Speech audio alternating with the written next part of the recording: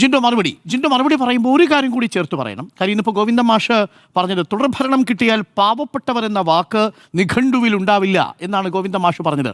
ആ തുടർഭരണത്തെ ഇടതുപക്ഷം എതിർക്കുമ്പോൾ ഞങ്ങളെ നന്നാക്കാൻ വേണ്ടിയല്ലേ, ഞങ്ങൾ നന്നാകാമെന്ന് ആഗ്രഹിക്കുമ്പോൾ പിന്നെ നിങ്ങൾക്ക് എന്താണ് പ്രശ്നം?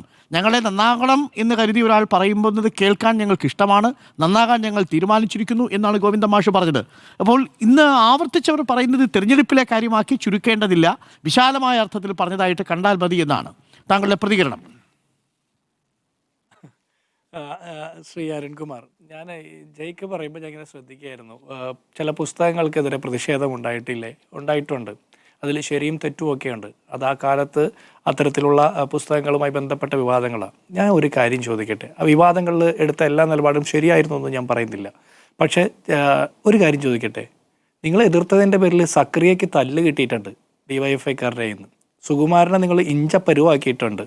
നിങ്ങളുടെ പക്ഷം ചേർന്ന് എഴുതിക്കൊണ്ടിരുന്ന ഒരു എഴുത്തുകാരനാണ്. ആ പരുവൊന്നും ആകുന്നില്ലല്ലോ. അപ്പോൾ ഇതൊന്നും ഞാൻ പറഞ്ഞില്ലേ അപ്പുറത്തില്ലേ ഇപ്പുറത്തില്ലേ എന്ന് ചോദിക്കുന്നതല്ല. ഞാൻ തിരിച്ചൊരു ചോദ്യം ചോദിക്കട്ടെ. സച്ചിദാനന്ദൻ മാഷും സാറ ജോസഫും MN കാരശ്ശേരിയും ഒക്കെ ചോദിക്കുന്ന ചോദ്യം കഴിഞ്ഞ കുറേ കാലങ്ങളായി കേരളത്തിലെ സാധാരണക്കാർ ചോദിക്കുന്നു, നിങ്ങളോട് ചോദിക്കുന്നു. നിങ്ങൾക്ക് ഉത്തരമുണ്ടോ? നിങ്ങൾക്ക് ഉത്തരമില്ല. നിങ്ങൾ ഈ പറയുന്ന ഈ വലിയ വർത്തമാനമൊക്കെ നിങ്ങളുടെ സഖാക്കന്മാർക്ക് മനസ്സിലാകുന്നുണ്ടെങ്കിൽ 60 വർഷമായിട്ട് UDF ജയിക്കാത്ത CPMൻ്റെ കോട്ടയിൽ പോലും ഈ പഞ്ചായത്ത് തെരഞ്ഞെടുപ്പിൽ എങ്ങനെയാണ് കോൺഗ്രസിൻ്റെ UDFൻ്റെ സ്ഥാനാർത്ഥികൾ ജയിക്കുന്നത്? അതിന് നിങ്ങൾക്ക് ഉത്തരമുണ്ടോ? നിങ്ങൾക്ക് ഉത്തരമില്ലെങ്കിൽ നിങ്ങൾ മനസ്സിലാക്കണം, നിങ്ങളുടെ സ്വന്തം സഖാക്കന്മാർക്ക് പോലും നിങ്ങൾ ഈ സർക്കാരിന് നേതൃത്വം കൊടുക്കുന്നതുകൊണ്ട് ഒരു ഗുണവുമില്ല എന്ന് മനസ്സിലാക്കണം. നിങ്ങൾ പറയുന്ന എല്ലാ കാര്യങ്ങളും നിങ്ങളുടെ പറഞ്ഞ് വാകഴിക്കാമെന്നല്ലാതെ സാധാരണക്കാരുടെ ജീവിതാനുഭവങ്ങളുണ്ടല്ലോ, ആ അനുഭവങ്ങളെ നിങ്ങൾക്ക് എങ്ങനെയാണ് വെല്ലുവിളിക്കാൻ പറ്റുക? എം പി ഗോവിന്ദൻ മാഷ് പറയുന്നത് എന്താ, തിരുത്താൻ വേണ്ടി പറയുന്നതല്ലേ, ഞങ്ങളെ നന്നാക്കാൻ വേണ്ടിയിട്ടല്ലേ എന്ന്. ആ പറഞ്ഞു കഴിഞ്ഞിട്ടുള്ള ചിരിയില്ലേ, അത് ആ തിരുത്തലിനുള്ള ആ വർത്തമാനം പോസിറ്റീവായിട്ട് സ്വീകരിച്ചതായിട്ടല്ല എനിക്ക് മനസ്സിലാക്കുന്നത്. ആ പറഞ്ഞ മനുഷ്യരെ കളിയാക്കുന്നതായിട്ടാണ് എനിക്ക് തോന്നുന്നത്. കഴിഞ്ഞ ലോക്സഭാ തെരഞ്ഞെടുപ്പ് ഇവർ തോറ്റപ്പോൾ MV ഗോവിന്ദൻ്റെ സ്റ്റേറ്റ്മെൻ്റ് ഉണ്ട്. എന്താണെന്നറിയോ? തിരുത്തൽ വരുത്തുമെന്ന്. എന്താ തിരുത്തൽ വരുത്തുന്നത്? കാപ്പ കേസ് പ്രതിയെ കേരളത്തിലെ ആരോഗ്യ വകുപ്പ് മന്ത്രി, വനിതാ ശിശുക്ഷേമ വകുപ്പ് മന്ത്രി മാലയിട്ട് സ്വീകരിച്ച് മുദ്രാവാക്യം വിളിക്കുന്നതിന് ഒരു തിരുത്തൽ നടപടി. ഇപ്പോൾ ദേ അതുപോലെ തന്നെ മറ്റൊരു കാപ്പ കേസ് പ്രതിയുടെ നേതൃത്വത്തിൽ പട്ടാപ്പകൽ കഴുത്തിൽ കത്തിവെച്ച് ബലാത്സംഗം ചെയ്യുന്ന കാര്യം പുറത്തു വരുന്നു. ഇത് ഒറ്റപ്പെട്ട കാര്യമില്ല, ഇങ്ങനെ പലതും. ഞാൻ ചോദിക്കട്ടെ ജയിക്ക, പേരൂർക്കടയിലെ പോലീസ് സ്റ്റേഷൻ്റെ മരബെഞ്ചിൽ 21 മണിക്കൂർ ഇരുന്ന ആ പാവപ്പെട്ട സ്ത്രീ, ബിന്ദു, അവർ എന്തുകൊണ്ടാണ് പോയി കക്കൂസിലെ വെള്ളം എടുത്ത് കുടിക്കടി എന്നുള്ള ആക്രോശം ചെയ്യാത്ത കുറ്റത്തിൻ്റെ പേരിൽ മാലമോഷണത്തിൽ ആരോപിക്കപ്പെട്ട് ആ സ്റ്റേഷനിൽ പോയിരിക്കേണ്ടി വന്നത്? അവർക്ക് വേണ്ടി വാദിക്കാനും വിളിച്ചു പറയാനും ഒന്നേ പൗരപ്രമുഖന്മാരുണ്ടായില്ല. നിങ്ങളൊരു കാര്യം മനസ്സിലാക്കണം, സാധാരണക്കാരായിട്ടുള്ള മനുഷ്യർക്ക് ഈ സർക്കാരിൻ്റെ കാലത്ത് അനുഭവവേദ്യമായിട്ടുള്ള വികസനം എന്താണ്? നമ്മൾ വികസനം എന്ന് പറഞ്ഞാൽ വൻകിട കെട്ടിടങ്ങളും വിമാനത്താവളങ്ങളും മാത്രമല്ലെന്നേ, അങ്ങനെയും നടന്നിട്ടുണ്ട്. ഉമ്മൻചാണ്ടി സർക്കാരിൻ്റെ കാലത്ത് വിഴിഞ്ഞം പദ്ധതിക്ക് വേണ്ടിയിട്ടുള്ള പ്രവർത്തനങ്ങൾ തുടങ്ങി, മെട്രോ റെയിലിൻ്റെ ആദ്യ റീച്ച് പണിതു, കണ്ണൂർ എയർപോർട്ട് തുടങ്ങി, അങ്ങനെയൊക്കെ നമ്മൾ പറയും, കോൺഗ്രസ് പറയും.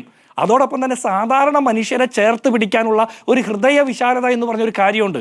ജനനേതാക്കന്മാർ അധികാരത്തിലെത്തുമ്പോൾ നഷ്ടപ്പെടാൻ പാടില്ലാത്ത ഏറ്റവും ബേസിക് ആയിട്ടുള്ള മൂല്യമാണത്. അത് പിണറായി വിജയൻ സർക്കാരിൻ്റെ കാലത്ത് നഷ്ടപ്പെട്ടു പോയി. നിങ്ങളൊന്ന് ആലോചിച്ച് നോക്കൂ, സാധാരണക്കാരായിട്ടുള്ള CPMൻ്റെ സഖാക്കന്മാർ, ബാക്കി മനുഷ്യരെ വിട്, കോൺഗ്രസ്സുകാരെ, കോൺഗ്രസ് അനുഭാവികളെ, മറ്റ് പാർട്ടിക്കാരെ, അവരൊക്കെ വിട്, രാഷ്ട്രീയമുള്ളവരെ ഇല്ലാത്തവരെയൊക്കെ വിട്. സാധാരണ സഖാക്കന്മാരോട് നിങ്ങളൊന്ന് രഹസ്യമായിട്ട് ചോദിക്കൂ, നിങ്ങളുടെ ഗ്രഹസമ്പർക്ക പരിപാടി വിജയിച്ചു എന്ന് നിങ്ങൾക്ക് തോന്നുന്നുണ്ടോ? മാധ്യമങ്ങളിലൂടെ കിട്ടിയ റിപ്പോർട്ടാണ്, ഞാൻ നിങ്ങളുടെ പാർട്ടിയുടെ സംസ്ഥാന കമ്മിറ്റി അംഗമൊന്നുമല്ല, കിട്ടിയ റിപ്പോർട്ടുകൾ പ്രകാരം ഞങ്ങൾ മനസ്സിലാക്കുന്നത് അത് പരാജയപ്പെട്ടു എന്നാണ് പാർട്ടിയുടെ വിലയിരുത്തൽ. ഞാൻ ചോദിക്കട്ടെ, നിങ്ങൾ പറയുന്നത് നിങ്ങളുടെ സഖാക്കന്മാർക്ക്, നിങ്ങളുടെ സഹയാത്രികർക്ക് മനസ്സിലാകുന്നില്ല. അപ്പോൾ പിന്നെ മറ്റുള്ളവർ നിർബന്ധമായിട്ട് മനസ്സിലാക്കണം, വിശ്വസിക്കണം എന്ന് പറഞ്ഞിട്ട് എന്താ കാര്യമുള്ളൂ? നമ്മൾ ഈ ഗിരിപ്രഭാഷണവും കഥാപ്രസംഗവും ഒന്നുമില്ല. സാധാരണ മനുഷ്യരുടെ ജീവിതത്തിൽ ഉണ്ടായ മാറ്റങ്ങൾ, ആശുപത്രി ഇടിഞ്ഞു വീണ് ഒരു വീട്ടമ്മ മരിച്ചു കിടക്കുമ്പോഴും അതിൻ്റെ മുന്നിൽ വന്ന ആ ഇടിഞ്ഞു വീണ കെട്ടിടത്തിൻ്റെ മുന്നിൽ നിന്ന് കേരളത്തിലെ ആരോഗ്യരംഗം 1-ാം സ്ഥാനത്താണെന്ന് വിളിച്ചു പറയുമ്പോൾ മനുഷ്യർക്ക് വിശ്വസിക്കാൻ തോന്നില്ലെന്നേ. തെരുവുനായ കടിച്ച കുട്ടികൾ ആശുപത്രി പോയി വാക്സിൻ എടുത്തതിന് ശേഷം പേയിളകി മരിക്കുമ്പോൾ പൊട്ടിക്കരയുന്ന മാതാപിതാക്കളുടെ മുമ്പിൽ നിന്ന് ആരോഗ്യരംഗം 1-ാം സ്ഥാനത്താണെന്ന് പറഞ്ഞാൽ മനുഷ്യർ വിശ്വസിക്കില്ലെന്നേ. അതാണ് പ്രശ്നം. അവർക്ക് വിശ്വസനീയമായ രീതിയിൽ നിങ്ങൾ എന്തെങ്കിലുമൊക്കെ എന്തെങ്കിലുമൊക്കെ ചെയ്യ്. നമ്മൾ വാദിക്കുന്നതും മത്സരിക്കുന്നതും നമുക്ക് അധികാരം ഉറപ്പിക്കാൻ വേണ്ടി മാത്രമല്ലല്ലോ.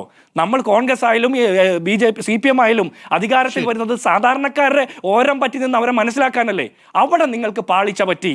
ഉമ്മൻചാണ്ടിയിൽ നിന്ന് പിണറായി വിജയനിലേക്കുള്ള ദൂരമാണ് കേരളം ഇന്ന് അനുഭവിക്കുന്ന സകല ദുരന്തങ്ങളുടെയും ആഴമെന്ന് മനസ്സിലാക്കണം. തിരുനെറ്റിയിലും നെഞ്ചിലും കല്ലെറിഞ്ഞുകൊണ്ട് ആ മനുഷ്യനെ അധികാരത്തിൽ നിന്ന് പുറത്തിറക്കിയിട്ട് 10 വർഷക്കാലം നിങ്ങൾ ഭരിക്കുമ്പോൾ സാധാരണക്കാരായിട്ടുള്ള എത്ര മനുഷ്യരെ ചേർത്ത് നിർത്താൻ പിണറായി വിജയൻ സർക്കാരിന്റെ കാലത്ത് പറ്റി എന്ന് ചോദിച്ചാൽ ഇല്ല എന്നാണ് ഉത്തരം.